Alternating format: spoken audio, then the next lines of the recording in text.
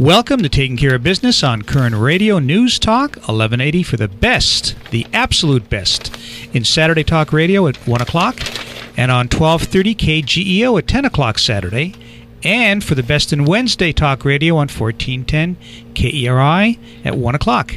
Your host is Clay Koerner and I'm Marty Pay. And behind the big board we have our producer Greg Held. Clay, I was listening to the rebroadcast of our show last week with Shannon Grove, and a very funny show with Rockwell from Trouts. He is a character, isn't he? Yeah. And I think we're going to have him on again shortly. And so now we're going to go from the Assembly to the Senate. Yeah, but, give us one or two more announcements, then we'll announce I wanted our to guest. be the one to make that announcement. Well, you can make that announcement. I'm kidding. Speaking of announcements, our petition to help get our POW in Afghanistan, Sergeant Bo Bergdahl, released.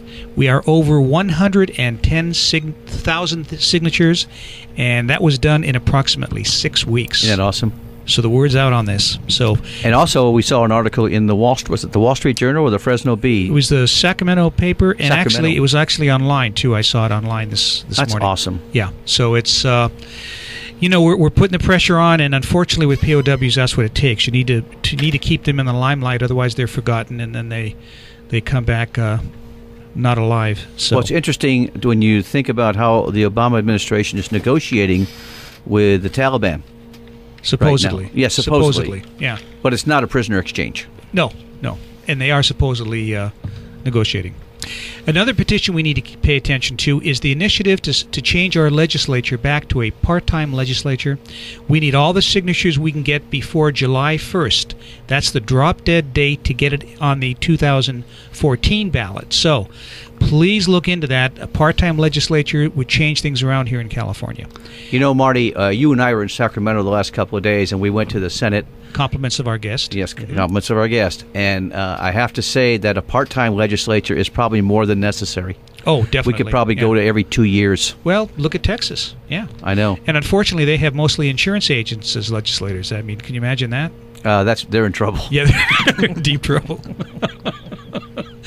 Speaking of initiatives that'll change California, our second guest is from Stop Special Interest Money Now, and we'll be talking to him in a few minutes. But our first guest in studio right now is our own state senator, Jean Fuller. Jean, welcome to Taking Care of Business. Thank you. Good afternoon.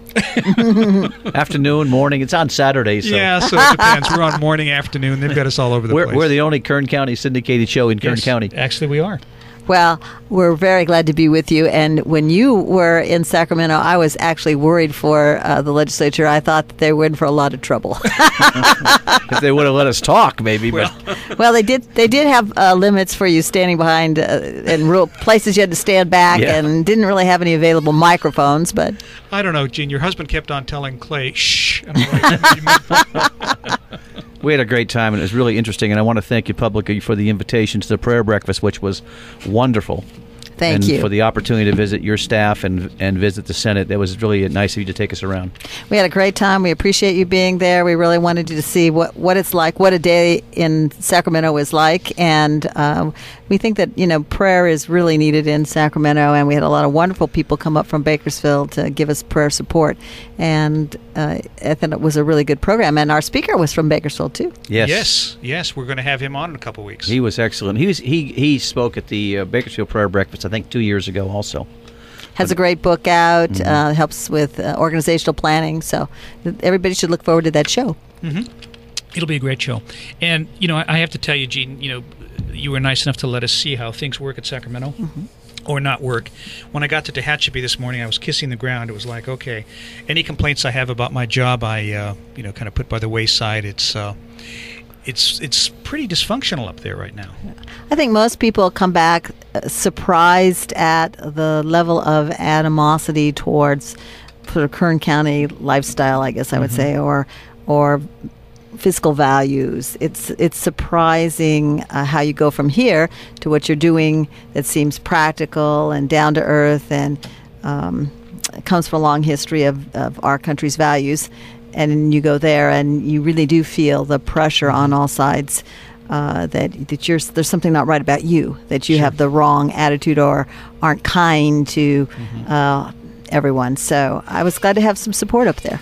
And you and Shannon have to put up with this every day. That's the amazing thing. I think when you first go, I think, well, you remember me my first 2 years, you become angry, you get very, very frustrated about mankind, and then after a while, the longer you're there, you find ways to cope with it enough to get some things done.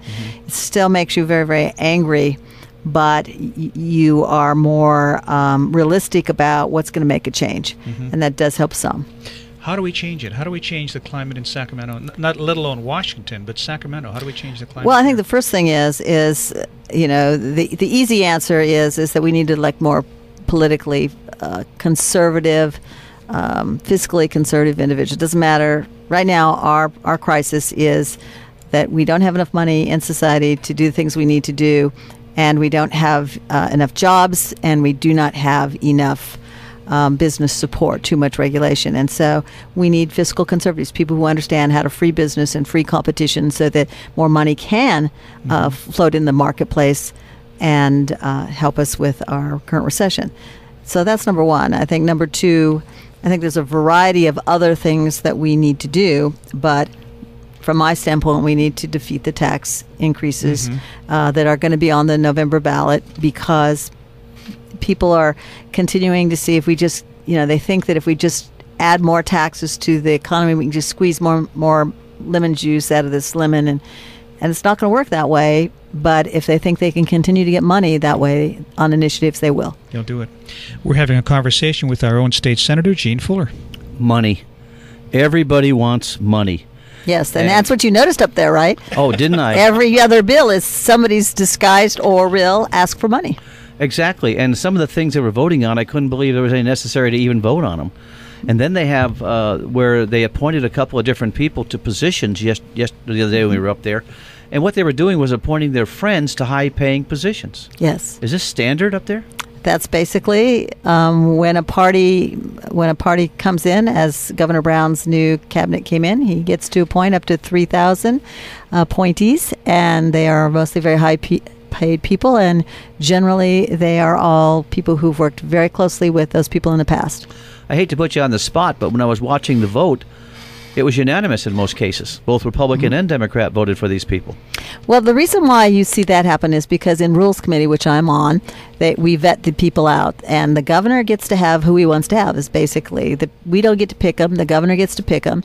If you can't work with them and you veto them, they can still get out, but there generally will be a split vote. There's a few cases such as CSU trustees that have a 2/3 vote, and that's why you saw us vote down some 2/3 trustees recently.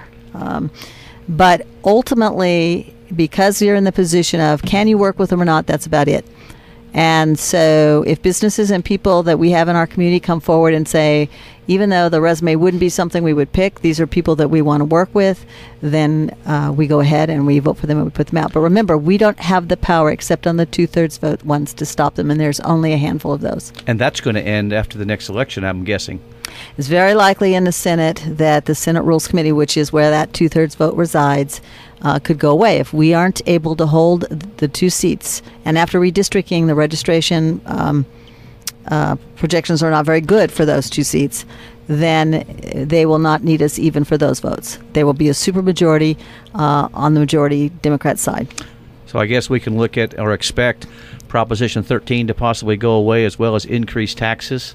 There would be no backstop whatsoever, and I believe that even the moderate Democrats will no longer be able to stand.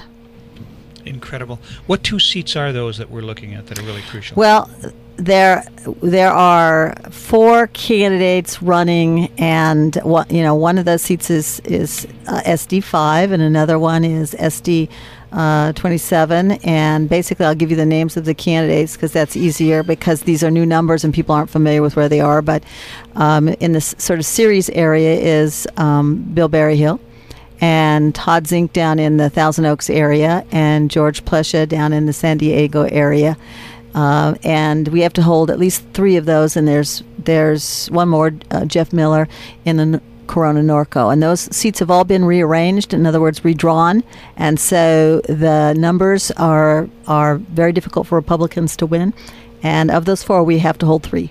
Yeah, I know Jeff Miller. He's also A farmer's Yes, agent. he's a great Yeah, guy. great Yes. guy. And he's currently sitting in the Assembly. So is Bill Berryhill, and George Plesha was in the Assembly and is coming back to the Senate, hopefully. So Jeff's trying to go to the Senate. Yes, these are all Okay. people moving over to the Senate. This is in the Assembly. The numbers are more helpful to them than in the Senate. The Senate's the one that's in danger. When we come back from the break, let's talk a little bit about some of the specific issues you're working on, okay? Okay. We'll be back in a moment on Taking Care of Business on Current Radio News Talk 1180.